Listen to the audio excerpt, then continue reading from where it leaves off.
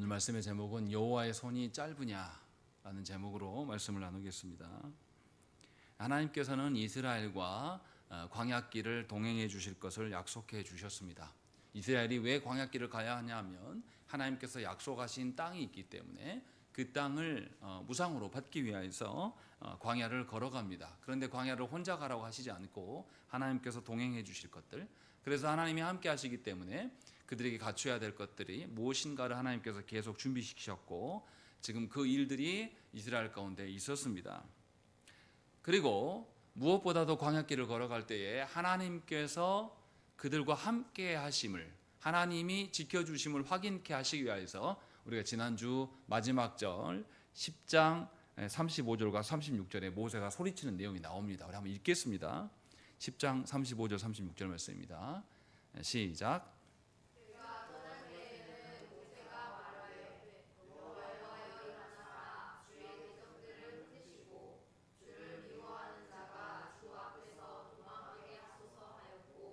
괴가 실 때에는 말하되 여호와여 이스라엘 종족들에게로 돌아오소서 하였더라.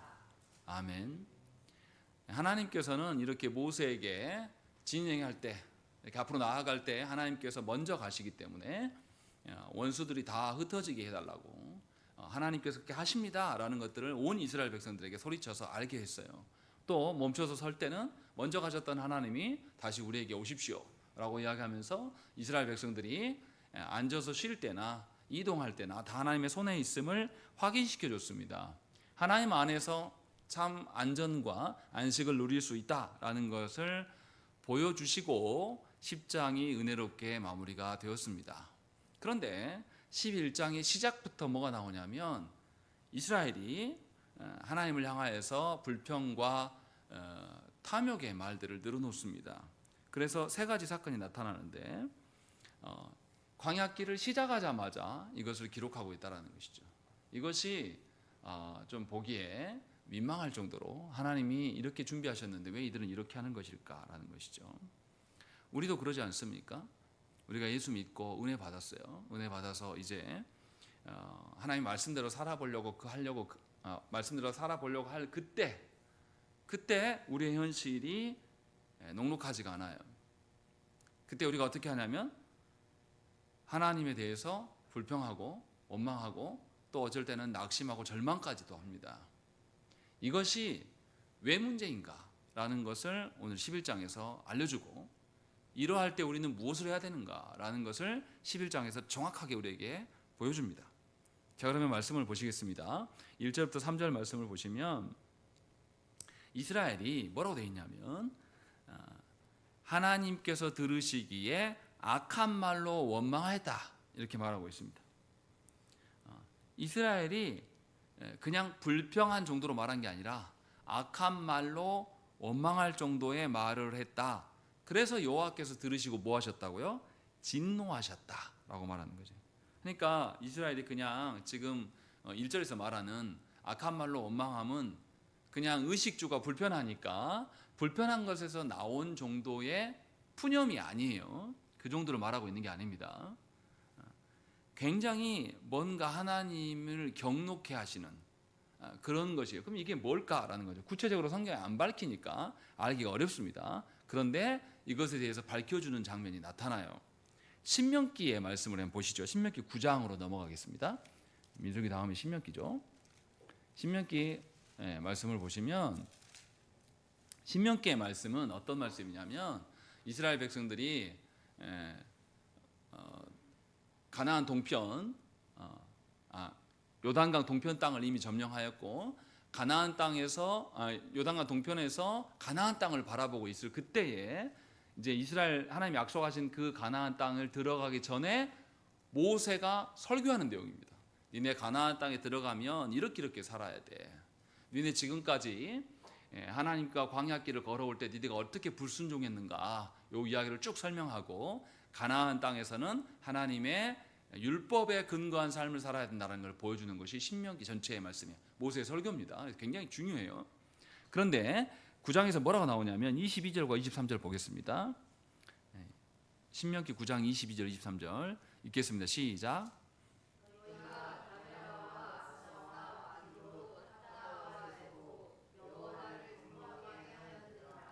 여호와께서 너희를 가데스 바네아에서 떠나게 하실 때에 이르시기를 너희는 올라가서 내가 너희에게 준 땅을 차지하라 하시되 너희가 너희의 하나님 여호와의 명령을 거역하여 믿지 아니하고 그 말씀을 듣지 아니하였나니라고 되어 있습니다. 모세가 과거 일을 회상하면서 이야기를 하는 거예요. 너희가 마사에서 하나님을 거역하고 또 다베랴 또 기브롯 하다와에서도 하나님을 거역했다라고 이야기합니다. 이것은 민수기 11장 아까 읽었던 1절부터 3절 말씀이 다베라에서 하는 것이고 나머지 뒤에 이스라엘이 죽어서 매장되었다라고 하는 것이 기브롯 하다와 장소에 다 11장에 나오는 이야기입니다. 그리고 마사는 출애굽하자마자 얼마 되지 않아서 물이 없어서 하나님을 향해서 원망했을 때의 사건이에요. 이것을 지금 우리에게 보여주고 있는 것이죠. 그런데 뭐라고 그러냐면 하나님께서 중요한 이야기가 뭐냐면 23절의 말씀이에요. 너희에게 준 땅을 차지하라 하시되 너희가 너희 하나님의 여호와의 명령을 거역하였다. 믿지 아니하였다라고 되어 있어요. 무슨 말이냐면 이스라엘 백성들에게 하나님께서 가데스 바네아에서 뭘 시키시냐면 가나안 땅에 정탐하러 들어가라라고 이야기해요. 가나안 땅에 정탐하러 들어가라는 것은 뭡니까? 뭘 보라는 거예요? 가나안 땅이 어떤 땅입니까? 하나님이 이스라엘 백성들에게 선물로 주시기로 한 약속이에요. 그러면 그 땅의 실물을 보는 거잖아요. 들어가면. 그러면 가서 하나님이 주시기로 약속한 거 이미 결정이 된 겁니다. 그러면 들어갈 때 어떻게 들어가야 됩니까? 요거 내 거야. 요거 하나님 주신 땅을 내가 기쁨으로 야, 그 땅 가보니까 정말 좋대 라고 하면서 하나님이 우리에게 약속하신 것이 엄청나다. 이런 보고가 들어야 됩니다. 그런데 보고 온 자들 중에서 정탐꾼이 뭐라고 말합니까? 갔다 와서 좋긴 좋아. 근데 그 땅 우리 거 아니야. 거기 보니까 거인족 살아. 우리 못 해봐. 우리 다 죽어. 다시 말하면 하나님의 약속을 믿는 겁니까? 안 믿는 겁니까? 하나님의 약속을 그냥 바로 거절해요. 뭘 근거로요? 자기들이 본 바, 자기들이 판단한 것에 근거하여서 하나님은 분명히 뭐라고 하냐면 가나안 땅에 들어가도록 인도해 주실 것이다라고 약속하셨는데 하나님을 신뢰하지 않습니다. 그래서 하나님의 약속을 거절한단 말이죠. 제가 저희 자녀들에게 너희가 이것을 이루면 내가 이거 해줄게 라고 약속을 하면 자녀들이 그것을 믿는다면 그 일에 열심히 할 겁니다. 그런데 그 약속이 하찮거나 그 약속이 별거 아니라고 생각하면 흐지부지 할 거예요. 안 할 겁니다. 그러면 그에 걸맞게 약속의 가치를 높이든지 뭐 어떻게 하겠죠. 제가 부모니까. 이런데 이스라엘 백성들은 분명히 좋다고도 하면서 뭐라 그러냐면 믿지 않습니다. 다시 말하면 하나님의 약속, 하나님의 인도하심을 부정하는 일이에요. 이것이 얼마나 악한가 9장에 그대로 나옵니다. 6절과 7절 말씀 보겠습니다. 신명기 9장 6절 7절 말씀 읽겠습니다. 시작. 내 하나님 여호와께서 내게 이 아름다운 땅을 기업으로 주신 것이 네 공의로 말미암음이 아니니라. 너는 목이 곧은 백성이니라. 너는 광야에서 내 하나님 여호와를 경노하게 하던 일을 잊지 말고 기억하라. 네가 애굽 땅에서 나오던 날부터 이곳에 이르기까지 늘 여호와를 거역하였으되라고 되어 있습니다. 무슨 말이냐면 아까 했던 말을 그대로 반복하는 거예요. 하나님은 분명히 아름다운 땅을 너네 기업으로 주시는데 그 주신 것이 너희 공의 때문에 주신 것이 아니다라고 이야기하는 거예요. 순전히 선물로 값없이 준 거란 말이죠. 그러면 그 선물을 받을 때 그 선물을 누가 주셨느냐에 따라서 태도가 달라지겠죠. 그러니까 그 선물은 사실은 하나님을 의존함이 나타나는 거예요. 만약에 우리가 한 달 일해서 월급으로 받는 것에 대해서 막 기대감을 갖고 월급으로 받는 것에 대해서 막 주신 것에 막 감격하고 어쩔 줄 몰라고 막 이렇습니까? 그렇지 않아요. 우리 뭐라고 합니까? 마땅히 받을 거 받으러 왔어. 내놔. 안 내놓으면 어떻게 합니까? 노동청에 신고해요. 그래서 고발도 한단 말이죠. 당연히 내 거니까. 그런데 하나님께서 약속해 주신 건 그런 개념이 아니라 니네가 받을 만해서 준 거 아니고 하나님이 무상으로 값없이 주는 거다. 다시 말하면 너희가 정말로 하나님을 존중하고 하나님을 신뢰했다라면 그 약속에 대해서 기뻐했을 거다. 그 약속의 감격에 젖어서 광야길을 걸어왔을 거야 라고 말해요. 그런데 7절에 뭐라고 합니까? 니네가 광야에서 얼마나 나를 경록해 있냐 라고 말해서 그 다음에 뭐라고 합니까? 네가 언제부터요? 애굽 땅에서 나오던 날부터 언제까지? 이곳에 이르기까지. 다시 말하면 40년 동안 너희는 한 번도 나를 경록해 하지 않은 적이 없다라고 지금 하나님 말씀하고 있는 거예요. 그러니까 이들의 태도가 어떻습니까? 하나님의 약속 따위는 믿지 않아요. 왜 믿지 않습니까? 이들이 마사에서 뭐 때문에 불평했습니까? 마실 물이 없어가지고. 또 다베라에서 뭐 때문인지 모르지만 이들이 또 악한 불평을 했습니다. 또 가데스 바네아에서 또 올라가서 뭐 합니까? 하나님의 약속의 땅이 좋긴 좋지만 우리 거 아니야 라고 말하면서 그런 악한 태도들. 그러니까 40년 동안 하나님께서 온갖 전능하심을 보여주시면서 심지어 성경은 하나님께서 이스라엘 백성을 어떻게 옮기셨다고 이야기합니까? 안아서 업어서 옮겨가지고 이스라엘 백성은 어떻게 됐다고요? 신발이 닳지 않고 옷이 닳지 않았다라고 해요. 40년 동안 내내. 엄청난 놀라운 일이지 않습니까? 그런데 그렇게 하셨는데도 이스라엘 백성들이 뭐냐면 하나님을 신뢰하지 않아요. 뭐 때문에? 아주 사소한 것 때문에. 가다가 뭐가 없으니까, 마실 물 없으니까. 큰일이 아니에요. 엄청나게 막 목숨이 위태로운 그런 게 아니라 아주 작은 일 때문에 하나님 향해서 원망합니다. 그냥 자신들의 삶에 조금 불편한 일이 생기면 어떠냐면 곧장 무슨 생각하냐면 하나님이 계셔? 하나님 계신다면 나한테 이래? 이런 생각을 한단 말이죠. 우리 그러지 않습니까? 우리가 하나님의 은혜로 구원받았다고 말하고 하나님 나라가 우리에게 주어져 있다. 하나님 약속하셨다. 그래서 우리 스스로가 구원받았다라고 말은 해요. 그런데 우리가 살아가면서 조금만 불편함과 어려움이 생기고 그러면 우리 어떻게 합니까? 하나님 약속하신 거 기대함으로 서 있습니까? 이거 전혀 기대 안 하거든요. 그냥 내 삶에 있는 조금 불편한 것 때문에 하나님이 계신다면 나한테 이럴 수 있어? 하나님이 계시다면 왜 나한테 아무것도 안 하고 나한테 어떤 기회도 주지 않냐? 눈물바람 하면서. 다시 말하면 하나님이 약속을 이루실 것에 대한 기대감이 1도 없어요. 뭐 때문에요? 하나님 우리에게 하나님 나라를 약속하셨는데 우리는 이 땅의 그 사소한 것들, 있어도 그만 없어도 그만인 그런 것들을 근거로 인하여서 하나님 원망합니다. 하나님 계시냐 안 계시냐까지 논해요. 이것이 악한 일이다 지금 말하고 있는 겁니다. 그러니까 우리 자신을 잘 돌아봐야 돼요. 사소하게 육적인 살아가는 일에 있어서 하나님의 그 어떠하심까지 논하는 것은 엄청난 교만이에요. 근데 모든 성도들이 흔하게 벌리는 그런 실수입니다. 실수라고 말하면 그렇죠. 악함이죠. 예. 이런 일들을 지금 11장에서 지적하고 있는 겁니다. 너희가 그런 자들이 아니냐라고 우리에게 묻고 계신다는 것이죠. 그래서 우리가 생각을 해봐야 돼요. 신명기 11장의 민수기 11장의 말씀에서 쭉 보시면 뭐가 되어 있냐면 지금 광야길의 이야기예요. 하나님 광야길을 가신다고 했습니까? 안 하셨습니까? 하신다고 하셨고 준비까지 시켰어요. 그리고 광야길을 걸어갈 때 누구와 함께 간다? 하나님과 함께 간다라고 확인해 주려고 하나님께서 구름으로 보여주시고 나팔까지 불게 하시고 또 모세가 이동할 때는 하나님이야 하고 부르고 또 앉을 때는 하나님 다시 돌아오십시오 라고 이야기하면서 모든 백성들에게 니네 홀로 안 가, 하나님이 지켜줘 라고 확증을 계속 해준단 말이죠. 그런데 뭐냐면 하나님이 안 계셔, 하나님이 있어?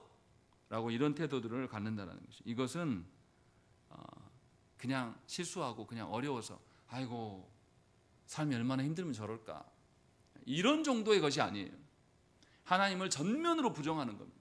그러니까 구원받은 성도, 우리가 어느 시점에서 하나님의 은혜로 구원받아서 하나님 나라를 알게 됐고 하나님의 약속에 대해서 영혼의 어떠함을 말씀을 통해서 계속 듣고 있음에도 불구하고 이 땅의 작은 일로 인하여서 하나님의 존재의 유무까지도 판단하는 것은 오늘 본문에 있는 것처럼 악한 말이다 라고 이야기를 하고 있는 것이죠.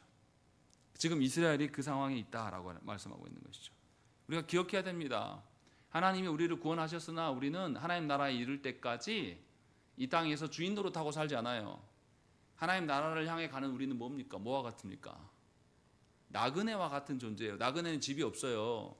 여러분들 텐트 치고 하루하루 살아보세요. 얼마나 힘든지. 제가 2년 전에 아이들하고 구경시켜준다고 동해안부터 이렇게 쭉 올라가면서 하루 텐트 치고 접고 텐트 치고 접고 했어요. 정말 죽을 뻔했어요. 너무너무 힘듭니다. 어떻게 이렇게 살지? 근데 하나님께서는 구원받은 성도들에게 하나님 나라 이를 때까지 그렇게 텐트 치게 사는 나그네로서 이 땅에 두시겠다라고 말씀 이미 하셨단 말이에요. 그러니까 하나님과 함께 하셔도 마실 물이 없을 수도 있어요. 또 고난이 계속될 수도 있고 메마른 광야를 계속 걸어갈 수도 있습니다. 이러한 삶이 계속 반복될 수 있어요. 언제 나아지냐, 언제 나아지냐, 언제 나아지냐, 언제 나아지냐 라는 생각들이 계속 될 수가 있는 거예요. 그때 우리가 뭐 해야 됩니까? 그 척박한 땅에 누구와 함께 간다?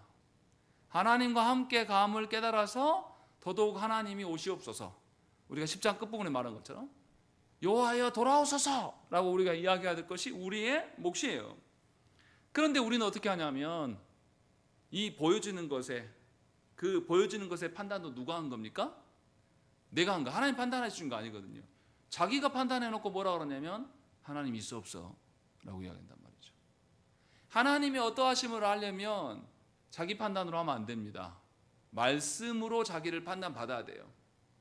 그래야지만 하나님이 나와 함께 하심을 확인할 수가 있는 것이죠.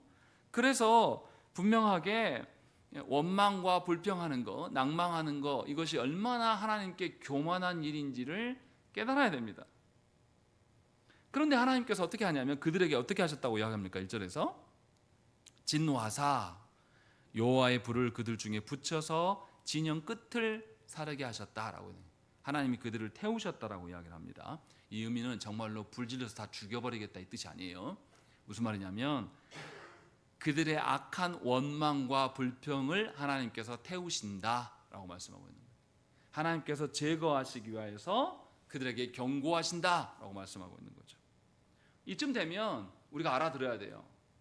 우리가 한번 욕망에 차가지고 탐욕에 차서 하나님을 원망하고 불평하면 우리 스스로 이거 제어하지 못합니다. 아무리 교회에서 신앙생활을 오래 했고 어떤 사람이어도요, 자기의 삶의 퍽퍽함으로 하면 시험에 빠지면요 어떤 말로 해도 제어되지 않습니다. 제가 목회해본 경험으로서는 그래요. 절대 돌아오지 않습니다. 그런데 놀랍게 제 말이 아니라 하나님의 말씀만 묵묵하게 전달하면 말씀으로 돌아오는 것을 저는 여러 번 봤어요. 아무리 인간적으로 가서 누구누구야 얼마나 힘드냐 내가 네 마음 안다 라고 하면서 가서 아무리 말해봤자 돌이키지 않습니다. 제가 아무리 하려고 해도 안 되더라고요. 한 사람도 그렇게 해본 적이 없어요. 성공한 적이 없습니다. 그런데 하나님의 어떠하심을 제시하면 하나님의 말씀을 제시하실 때에 바뀌어지는 것을 경험하는 거예요. 지금 하나님께서 그렇게 이야기하는 거예요. 불이라는 것은 이들을 정화시키겠다라는 거예요. 하나님의 은혜 아니면 우리가 원망하는 그 불평함 그런 것을 제거할 길이 없다라고 성경은 우리에게 말씀하고 있는 것이죠. 그런데 하나님께서 이렇게 진영 끝을 사르셨는데도 이스라엘이 어떤 태도를 취하냐 2절 읽겠습니다. 민수기 11장 2절입니다. 읽겠습니다. 시작.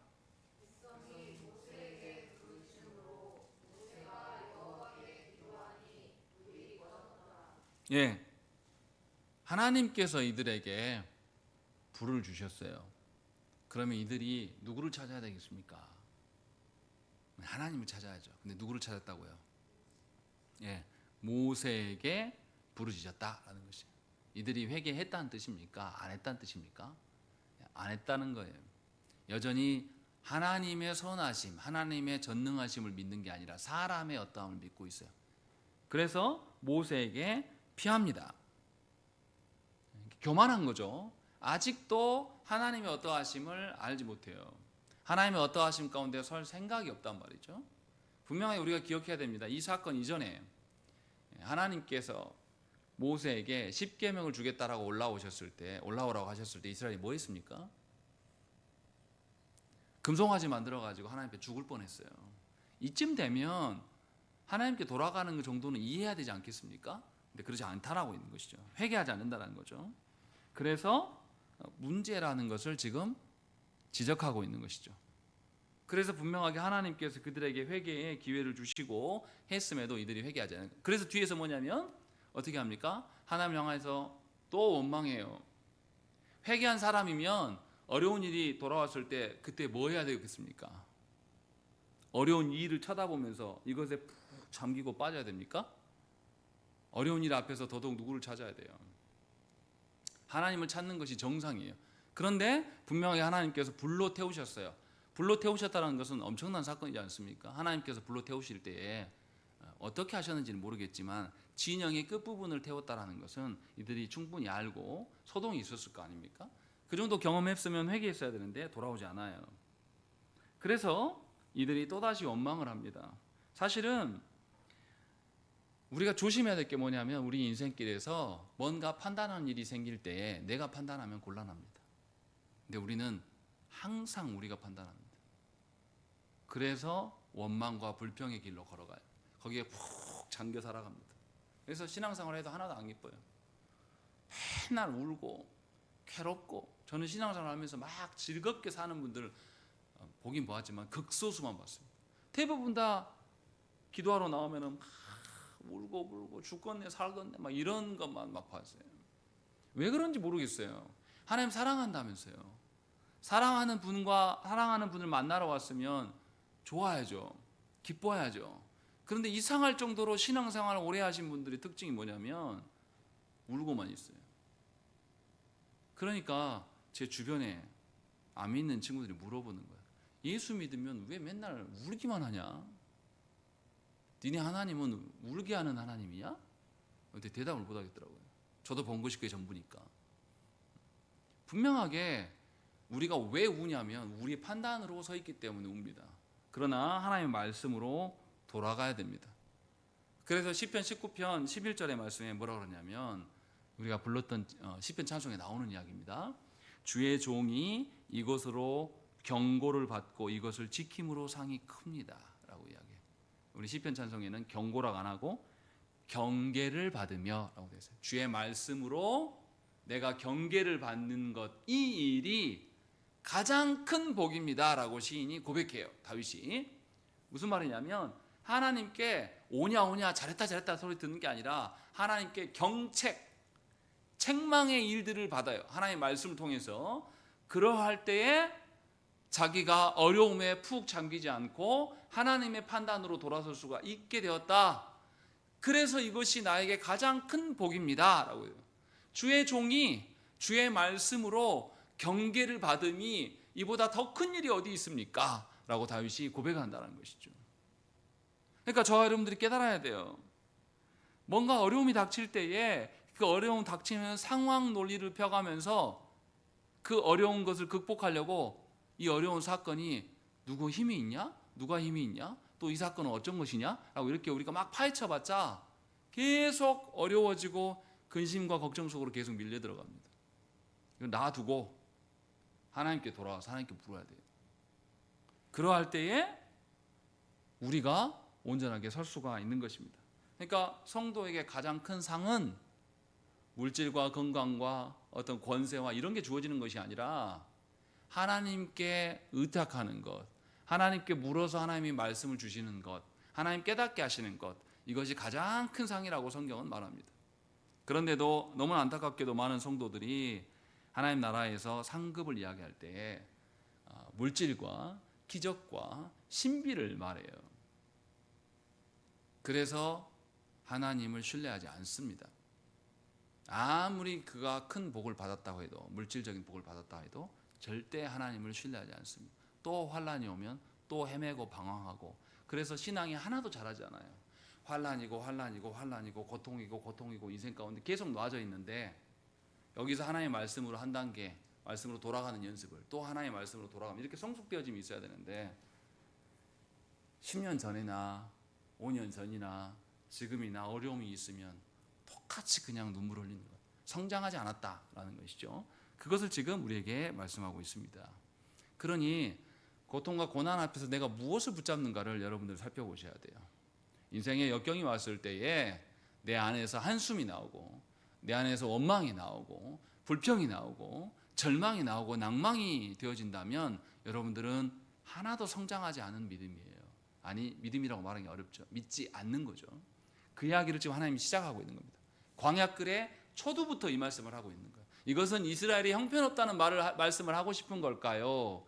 광야길을 이렇게 걸어야 한다는 것을 말씀하고 싶으신 걸까요? 광야길을 걸을 때는, 고난의 길을 걸을 때는 반드시 하나님의 어떠하심, 말씀의 어떠함으로 가야 된다. 요 말을 하고 싶으신 거예요. 이스라엘을 비난하려고 말하는 게 아닙니다. 자, 그 다음에 보십시오. 4절부터 15절 말씀을 보면 이들이 또 하나님을 원망해요. 그런데 원망의 근거가 4절에 보면 뭐라고 나오냐면 그들 중에 섞여 사는 다른 인종들이 탐욕을 품음에 라고 되어 있습니다. 이스라엘이 애굽에서 나올 때에 이스라엘만 나온 게 아닙니다. 이스라엘과 함께 따라온 온갖 잡족들이 있었다라고 성경은 그렇게 말해요. 그런데 이들이 뭐냐면 뭐 때문에 뭘 품었다고요? 탐욕을 품었다라고 되어 있습니다. 그러니까 이 다른 인종들, 이방인들이 섞여서 들어왔는데 이들이 탐욕을 막 쏟아냈겠죠. 뭐라고 말하는지 성경 안 나오는데 탐욕을 쏟아내는데 이들의 말빨이 얼마나 셌는지 이스라엘 백성들이 영향을 받고 있어요.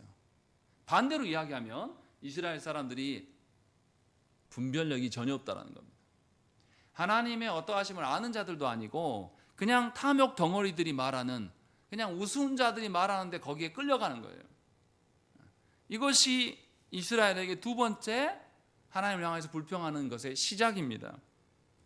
탐욕은 사람들의 욕망을 부추기고 자극해서 뭘 잊어버리게 하냐면 하나님의 은혜를 망각하게 만듭니다. 다시금 하나님께 돌아올 수 없게 만드는 것이죠. 이 말은 뭐냐면 더 심하게 이야기하면 이들이 뭘로 원망했습니까? 고기가 없다. 고기가 없는 거 좀 그냥 웃기지 않습니까? 고기 없다고 뭐래요? 사전에 뭐 했다고요? 고기 없어서 어쨌다고요? 이스라엘 자손도 다시 울며 이르되, 아니 고기 못 먹었다고 쳐 우냐고요. 중요한 이야기입니까? 저는 이 본문 읽으면서 처음 읽으면서 뭐야 이거, 고기 못 먹었다고 이런다고? 이해가 안, 처음에는 이게 뭐지? 왜 이렇게 썼을까? 이 생각이 먼저 들었습니다. 고기 못 먹었다고 운다. 물론 이제 애굽에서 나온 지가 지금 1년이 훌딱 넘었으니까, 1년 훨씬 넘었으니까 그동안에 고기 안 먹었다면 뭐 그래도 좀 울 일인가 싶어요. 왜 하나님이 계속 먹을 거 계속 공급하시잖아요. 그런데 놀랍게도 이들이 고기 없어서 울고 있다. 기가 막힌 현실이에요. 성경의 저자는 지금 우리에게 무슨 말 하냐면 우리도 똑같다고 말하고 있는 겁니다. 정말로 우리의 삶에 조금 육신이 불편하다고 낭망할 일이냐, 나를 알아주는 사람이 없고 나 혼자 외롭게 지낸다고 해서 그 낭망할 일이냐, 하찮은 거다 그거. 그 이야기를 지금 이렇게 말씀하고 있는 것이죠. 다시 말하면 탐욕에 물든 사람들은요 분별력이 흐려집니다. 그래서 하나님의 은혜를 날려버려요. 그러면서 세상의 것과 하나님의 것을 어떻게 해요? 감히 비교해요. 여러분들을 누군가가 비교할 때 그럴 만한 사람하고 상대하고 비교하면 기분 안 나쁘잖아요. 그런데 여러분들에게 형편없는 사람으로 이렇게 비교하면 어떻습니까? 제가 요즘에 저에 대한 우리 노예에서 음해하는 그 소문을 듣고 어저께 제가 화가 나가지고 제가 어느 교회를 막 가려고 애쓴다는 거예요. 그런 거 전혀 없는데 그러면서 거기 다 된 것처럼 저희 아버지한테 말했다는 이야기 듣고 제가 너무 화가 났어요. 아, 나를 그 정도 잡배로 생각하는구나. 이 인간들이 나를 그런 식으로, 이거 화낼 일도 아니지만 좀 어이가 없었어요. 이런 것처럼 하나님의 것과 세상의 것을 비교하는 것 자체가 뭐냐면 누구를 무시하는 겁니까? 하나님을 업신여기는 거예요. 하나님을 세상의 그 어떠한 수준으로 끌어내려 가지고, 그러니까 보세요. 고기랑 하나님이 인도하심을 비교하는 거예요. 기가 막히지 않습니까? 고기 먹는 일이 엄청난 일입니까? 그러니까 고기로 울고 있다. 고기를 근거해서 하나님을 원망하고 있다라고 이야기를 하고 있는 거예요. 이렇게 욕망에 차버리면, 탐욕에 차면 하나님께서 주신 은혜와 하나님께서 주시지 않은 은혜, 가짜, 이것을 구별하지 못하게 됩니다. 그래서 한국교회도 예수 믿으면 뭐 한다고요? 잘 된다. 예수님, 하나님께서 주시는 복을 어떤 복이라고 생각합니까? 이 땅의 복이에요. 이 땅의 복. 아주 수준 저질로 이야기한단 말이죠.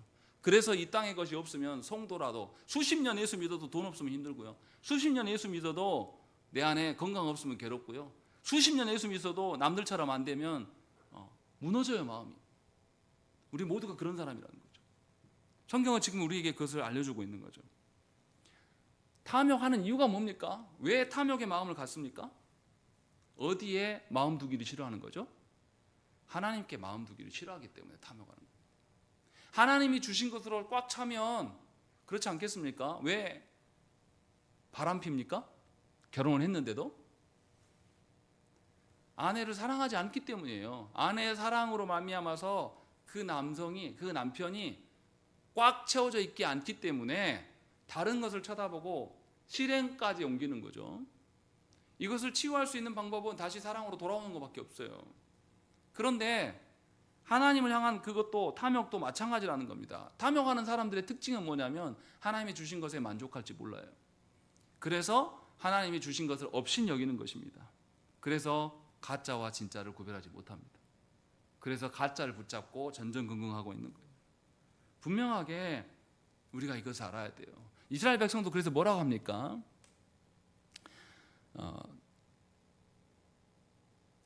이스라엘 백성들이 지금 뭐밖에 없다고 이야기하냐면 만나밖에 없다라고 이렇게 불평합니다.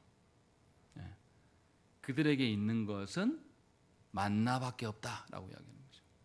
하나님께서 6절 말씀 보십시오. 이제는 우리의 기력이 다하여 이 만나 외에는 보이는 것이 아무것도 없도다라고 이야기하는 것입니다. 이것은 하나님 주신 만나를 귀하게 여기는 겁니까? 하나님 인색하다고 말하는 겁니까? 하나님 인색해. 그런데 그들이 애굽에서 먹었다는 거 잘 보세요. 뭐라고 되어 있습니까? 생선, 오이, 참외, 부추, 파, 마늘. 귀한 겁니까? 아니, 귀한 거예요, 이게? 하나님이 주시는 만나는 어떤 것인가? 라고 하면서 7절부터 뭐라고 합니까? 만나는 가시와 같고 모양은 진주와 같은 것이다. 왜 진주랑 비교하겠습니까? 귀하다. 요 이야기하고 있어요. 8절에 뭐라고 합니까? 백성이 두루 다니며 그것을 거두어 맷돌에 갈기도 하고 절구에 찢기도 하고 가마에 삶기도 하며 과자를 만들었으니 그 맛이 기름 섞은 과자 맛 같다라고 하면서 어쩌다고요? 어떻게 요리해도 맛이 제대로 나온다라고 하는 거죠. 귀할 뿐더러 값진 것 뿐더러 그 맛이 참 좋다라고 하면서 그 다음 9절에 뭐라고 합니까? 밤에 이슬이 진영에 내릴 때에 만나도 함께 내렸다. 항상 싱싱하게 공급된다라는 것들을 계속 성경은 반증해서 이야기를 하고 있는 거예요. 그런데 이 이스라엘 백성들은 탐욕에 꽉 차니까 애굽에서 먹었던 이야기를 하고 있는 거예요. 애굽에서 어떻게 먹었냐고 이야기하냐. 5절 보세요. 뭐라고 말하냐면 우리가 애굽에 있을 때에 뭐라고요? 값없이 먹었다라고 하는. 걔네들이 값없이 먹었습니까? 이스라엘 백성들이 애굽에서 뭐였어요? 노예였어요. 쳐 맞으면서 두들겨 맞으면서 피땀 흘려가지고 한 그거 노예에게 주는 공급이에요. 실제로 애굽의 문서들을 보면 일꾼들에게 이런 항목들을 줬대요. 그러니까 아까 제가 말씀드렸잖아요. 월급을 받으면서 값없이 받았습니다. 우리 사장님 최고 이런 분이 있습니까? 안 주면 고발한다니까요. 근데 이 이스라엘 백성은 정신이 나갔어요. 탐욕에 눈이 멀어가지고 뭐라 하냐면 애굽에서 먹었던 게 값없이 먹은 거야. 그것이 너무 중요해. 그래서 울어요. 이런 멍청이들이 어디 있습니까? 그래놓고 하나님의 주시는 그 만나, 하나님은 정말로 값없이 주신단 말이죠. 그것도 날마다. 그런데 이들이 이것을 거절합니다. 하나님의 것을 우습게 여기는 것이죠.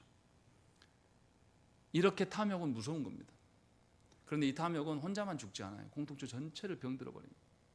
탐욕에 찌들면 하나님의 정의가 상실됩니다. 문제는 뭐냐면 자기만 그러면 괜찮아요. 12절 13절 보십시오. 10절부터 보시겠습니다. 백성이 온 종족들이 각기 자기 장막 문에서 우는 것을 누가 들었다? 모세가 들었다. 그래서 모세가 뭐라고 합니까? 11절에 모세가 여호와께 여짜오되 어찌하여 주께서 종을 괴롭게 하시나이까? 어찌하여 내게 주의 목전에서 은혜를 입게 아니하시고 이 모든 백성을 내게 맡기사 그 짐을 지게 하시나이까? 라는 거죠. 누가 모세보고 이 짐 다 지라고 했습니까? 근데 본인이 그렇게 생각하는, 모세도 판단이 흐려지기 시작하는 거죠.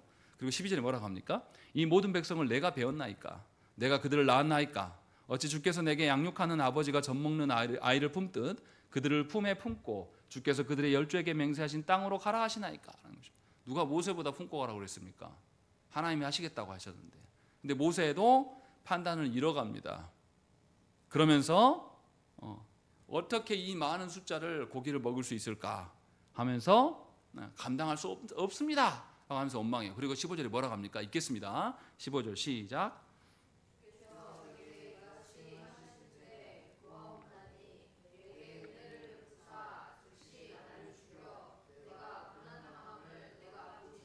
이런 고민들은 누가 합니까?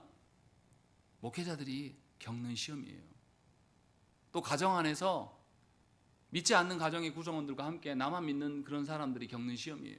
하나님 말씀대로 저 우리 가족 구성원들 복음으로 하나님의 자녀 되게 하기 위해서 하나님 하는데 도무지 안 돼요. 하나님 왜 가만 놔두십니까? 라고 하는 그런 시험, 이것이 우리가 당하는 시험입니다. 또 누가 겪냐면 말씀대로 살아보려고 이제는 믿음대로 내가 섬기겠다라고 하는 자들에게 벌어지는 시험이에요. 믿음대로 살려고 하면 됩니까? 안 돼요. 오히려 결단한 그것이 더 시험거리로 다가와요. 왜 하나님 안 됩니까? 왜 하나님 내 상황 이렇습니까? 라고 우리가 빠지는 것이죠. 근데 왜 이런 시험에 빠집니까? 뭘로 하려고 하니까? 모세가 지금 계속 무슨 불평했습니까? 지가 짊어진대요. 하나님 짊어지라고 했습니까? 아니, 하나님이 먼저 앞서가서 하신다고 이야기했어요. 모세에게도 또 10장 마지막에 뭐라고 했습니까? 하나님 진행할 때 모세가 뭐라고 외쳤어요? 여호와께서 대적을 다 흩으시고 하나님 해결해 주세요 라고 외치라고 그랬어요. 또 진영에서 멈춰서 앉을 때는 어떻게 했습니까? 여호와여 돌아오셔서 우리를 지켜주십시오 라고 모세한테 하란 적 없어요. 하나님이 하시겠다고 약속하셨는데 우리는 그것을 우리의 일로 생각해요. 우리의 능력과 우리의 힘으로 해결하려고 하는 것이죠. 이런 오류에 빠진단 말이에요. 그러면 이제 그때부터 뭐냐면 세상 논리로 빠져요. 나에게 능력이 없구나, 나에게 힘이 없구나, 나에게 가진 것이 없구나, 이 논리로 빠져들면서 그때부터 뭐냐면 이제 불평하기 시작하고 하나님 주신 사명이 짐이 됩니다. 내가 큰 교회 됐으면 이렇게 개혁하고 이렇게 할 텐데 하나님이 안 주셔서 내가 이러고 있네. 할 것이 없어. 이렇게 되는 것이죠. 분명히 우리가 알아야 될 것은 뭐냐면 우리를 하나님 나라의 일꾼으로 부르신 것은 하나님이 하시겠다고, 하나님이 하실 것을 보이시겠노라고 하나님께서 우리를 부르셨어요. 우리는 뭐 하면 되냐면 그 고난의 현장에서, 역경의 현장에서 욕망에 치우친 자들의 말에 흔들리지 말고 하나님께서 베푸실 것들을 기대함으로 서 있어야 돼요. 보이지 않으면 하나님께 물어야 돼요. 하나님 약속하신 바를 보여주십시오.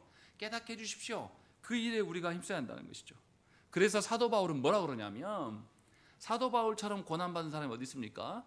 그런데 사도 바울은 그 고난으로 인하여서 죽을 뻔하는 그 상황을 거쳐서 자기는 자족하기를 배웠고 비천에 처할 줄도 알고 풍부에 처할 줄도 알고 궁핍에 처하는 그런 방법, 또 배고픔이나 배부름에 처하는 방편도 내가 그 일체를 다 배웠다.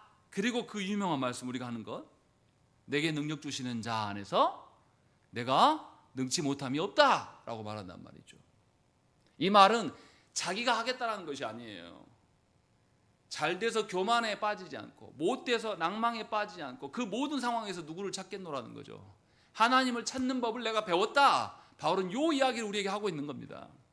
그래서 성도에게 고난은 뭐냐면 하나님을 더욱더 붙잡는 길이에요. 성도에게 역경은 뭐냐면 하나님의 사명을 더 밝게 빛나게 하는 거예요. 지금 그 이야기를 하고 있는 것이죠. 그래서 분명하게 이스라엘 백성과 모세가 지금 어떠한 함정에 빠져 있는가를 우리는 발견해야 되는 것입니다. 그리고 이제 16절부터 35절 말씀에 보면 하나님께서 응답하시는 장면이 나타나요. 뭐라고 하냐면 하나님께서 지도자 장로 70인을 세우라고 말합니다. 그리고 70인에게 뭘 약속하시냐면 16절 보십시오. 17절 보겠습니다. 읽겠습니다. 시작.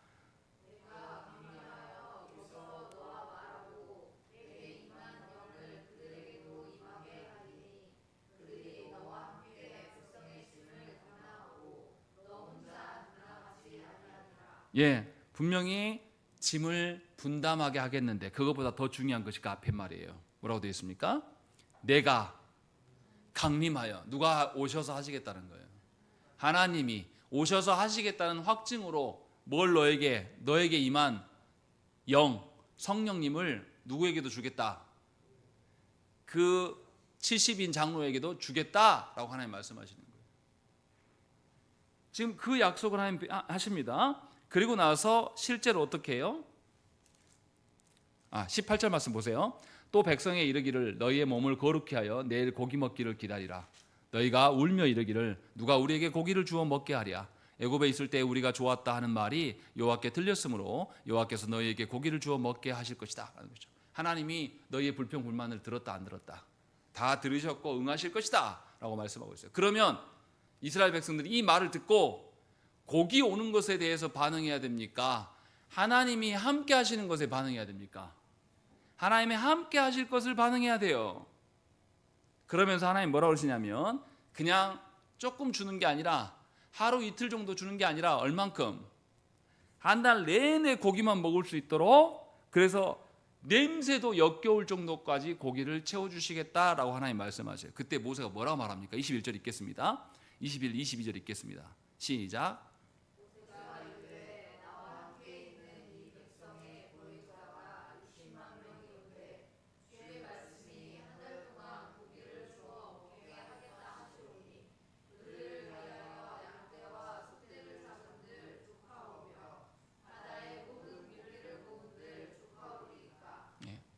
모세가 하는 모습 보면 누가 생각납니까? 예수님의 제자 중에서 예수께서 오병이어 사건을 일으키시기 전에 어떻게 말합니까? 요한복음 6장에서 누구에게 시험해요? 빌립아, 너 이 많은 사람 어디 가서 먹일 거냐? 빌립이 뭐합니까? 빌립이 뭐예요? 계산기 다다다닥 들고 이거 먹이려면 이만큼 큰 돈이 있어야 되는데요? 이렇게 한단 말이죠.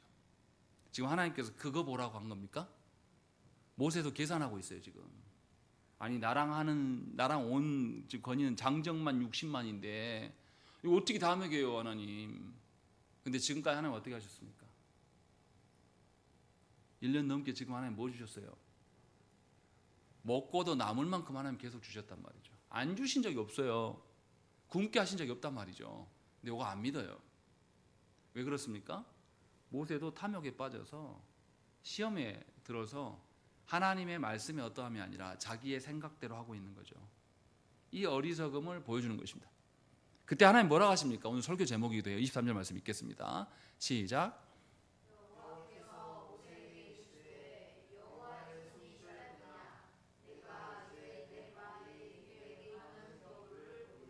예, 모세에게 하나님 뭐라고 하십니까?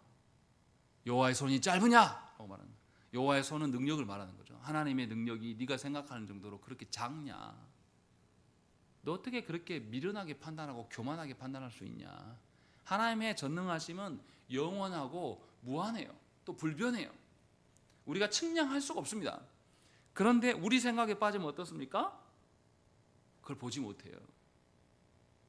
그래서 하나님께서 보라고 이야기합니다. 그리고 24절부터 하나님이 이루시는 것을 보여줍니다. 그런데 뭘 이루시냐면 70인 장로에게 하나님께서 영이 임하게 하시고 그들이 예언하는 게 나타납니다. 그리고 그 다음에 뭐가 나오냐면 정말로 하나님께서 고기를 바람을 불어서 메추라기를 보내주셔요. 그래서 이들이 질리도록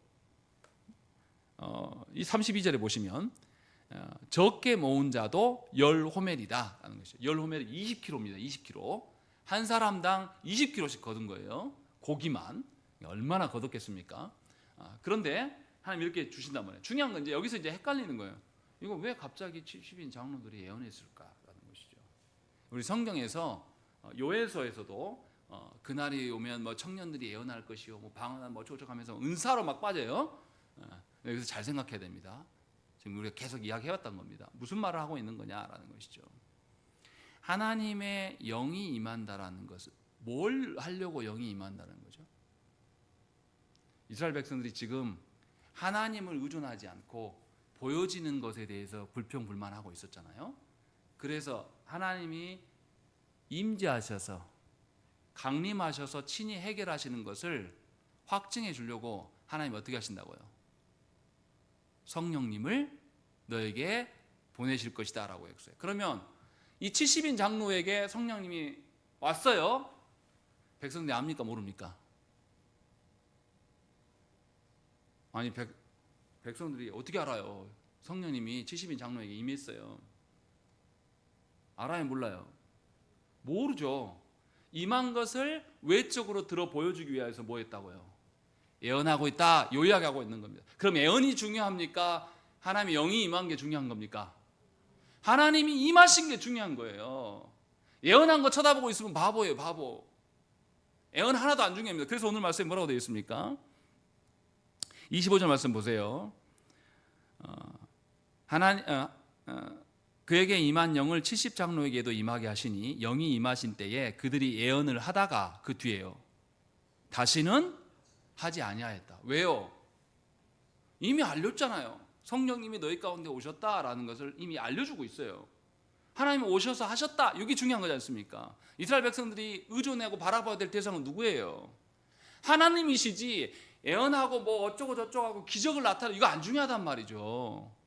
보세요. 하나님께서 하나님의 영을 보내신 거, 또 메추라기를 보내신 거, 이렇게 기적이잖아요.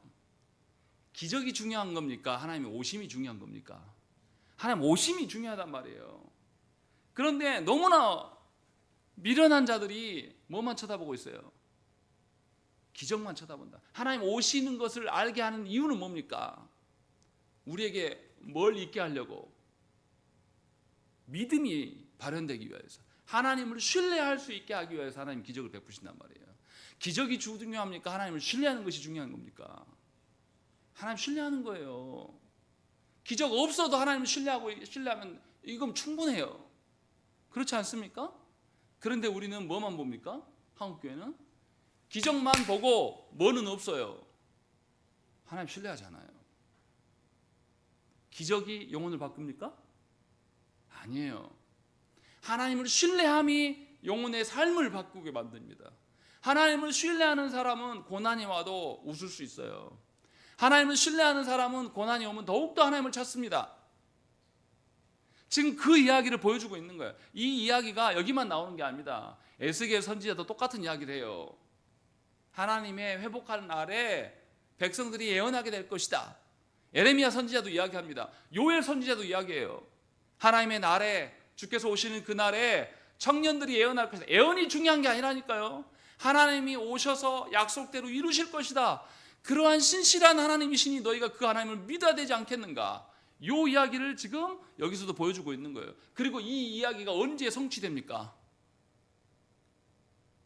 하나님의 영이 우리 가운데 왔어요. 언제요? 오순절 성령 강림 사건 때. 그 이후로부터 성령님이 믿는 자 모두에게 오십니다. 성경의 구약 성경에는 특정 누구에게만 와요. 오늘도 70인 장로들에게만 오잖아요. 그렇게 해서 하나님이 임재하셨음을 모든 백성에게 알려주시지만 성령님이 각각에게 임하진 않아요. 하나님 신뢰하게끔만 보여주시고, 그런데 우리 모두에게는 오순절 성령 강림을 통해서 하나님이 우리 가운데 오셔서 나가신다고요? 나가시지 않는다고요? 다시는 나가시지 않겠다. 그래서 성령님이 너희 가운데 뭐 하신다고요? 내주하신다, 사신다라고 이야기한다. 그런데도 한국교회 성도들이 지금 모여가지고 뭐냐면 성령님이 오시옵소서 오시옵소서, 이게 말이 되냐 이 말이에요. 하나님이 안 떠나시긴다고. 예수께서도 승천하시며 가시면 뭐라고 했습니까? 내 말씀을 가르쳐 지키게 하는, 그래서 삼위 하나님의 이름으로 세례받게 하는 그들에게 세상 끝날까지 어떻게 하시겠다고요? 내가 그들과 함께 하겠다. 너희와 함께 하겠다고 약속했다고. 안 떠나신다고요. 그래서 누가 와요? 예수님의 영이신 성령님이 우리 가운데 오셨다는 거예요. 그러니까 우리가 봐야 될 것은 삼위 하나님을 보는 거예요. 삼위 하나님의 말씀에 붙들려 살아가는 것이 훨씬 중요한 일입니다. 나에게 기적 안 일어나도 괜찮아요. 모든 기적의 주관자이신 하나님이 나와 함께하고 내 삶에 보고 계신다니까요. 나보다 더 판단력이 높으신, 뛰어나신, 나랑 비교할 수 없는 그 하나님이 내 삶에 관여해서 다 보고 계신다는 것입니다. 이거면 족하지 않습니까? 그래서 하나님께서 기적을 베푸셨어요. 이스라엘 백성들이 믿었습니까? 안 믿었습니까? 다 이들이 고기를 거뒀어요. 33절 보십시오. 33절 읽겠습니다. 시작.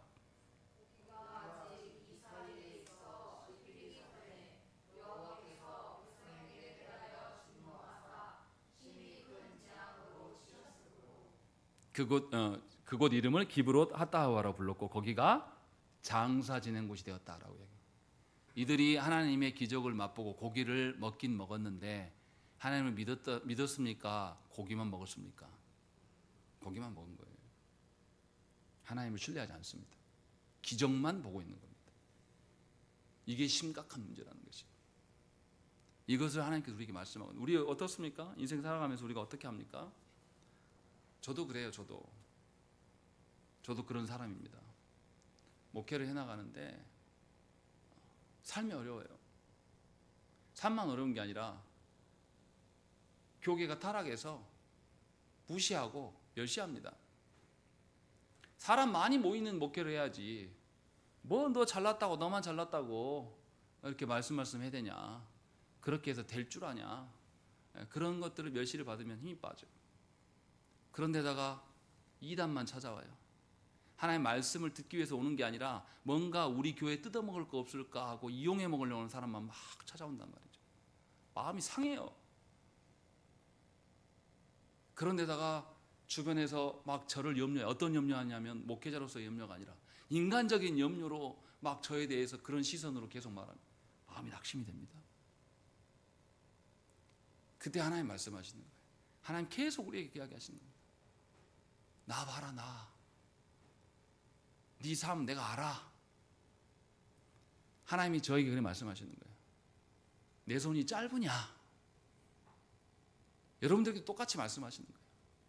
하나님의 손이 짧습니까? 하나님은 전능하신 분이에요. 그래서 오늘도 우리를 기다리시는 거예요. 오늘도 당신을 신뢰하라고 하나님 말씀하시는 거예요. 우리의 인생길은 이 땅에서 나그네이기 때문에 주류가 되지 못할 겁니다. 우리의 인생길에는 늘 고난이 있고 역경이 있고 어려움이 있을 겁니다. 우리가 사랑하는 그 영혼들을 붙들고 늘 기도하지만 변화되지 않을 수도 있어요. 그렇지만 우리가 그때 울며 불며 이것이 뭔가 싶으면서 계속 울고 가는 삶이 맞냐 이 말이죠. 정말로 하나님을 신뢰하는 사람이면 다윗이 시편 19편에서 고백한 것처럼 하나님이 말씀으로 나를 경책하는 거, 책망하셔서 하나님의 말씀으로 나를 확인받은 게 나에게 가장 큰 복입니다 라고 고백할 수 있다는 것이죠. 복 안 줘도 돼요. 남들처럼 거대해지고 힘있지 않아도 괜찮습니다. 왜냐하면 하나님이 약속되어 있기 때문에. 그래서 우리가 무엇을 위해서 기도해야 되겠습니까? 하나님의 선하심이 나에게 드러나도록, 하나님의 선하심을 내가 믿을 수 있도록, 내 삶이 이 모양이 이꼬라지여도 하나님의 선하심을 내가 끝까지 믿고 신뢰하며 살아갈 수 있도록 기도하는 것이 가장 중요한 일인 것이죠. 광야길에서 이스라엘 백성들이 하나님의 선하심을 알고 걸어갔다면 40년 광야길에서 헤맸겠습니까? 그렇지 않았겠죠. 하나님의 약속의 땅을 소망하면서, 야, 우리 지금은 광야길을 걸어가지만 지금은 나그네처럼 텐트 접었다 폈다 힘들어 죽겠는데 그 가나안 땅에 들어가게 되면 이럴 날 없다. 우리 때 끝난다. 우리 자녀들 때에는 하나님의 역사가 이루어질 것이다 라고 소망의 말을 하고 살아갈 거예요. 우리가 힘써야 될 게 무엇입니까? 저를 포함해서 우리가 힘쓰고 있어야 될 게 무엇입니까? 하나님의 약속을 바라보는 것입니다. 정말 우리나라를 보고 있으면 정치권이나 경제계나 산업의 어떤 부분이나 특히 기독교를 보면 우라통이 터집니다. 어떻게 이럴 수 있지? 눈물이 나요. 그런 우리들에게 하나님께서는 하나님 보라고 말씀하십니다. 하나님의 선하심을 믿으라고 말씀하시는 것이죠. 우리의 영혼이 만족되는 것은 하나님께만 있는 것입니다. 진정으로 하나님의 온전하심을 바라고 소망하는 여러분 되시기를 간절히 축원합니다. 함께 기도하겠습니다.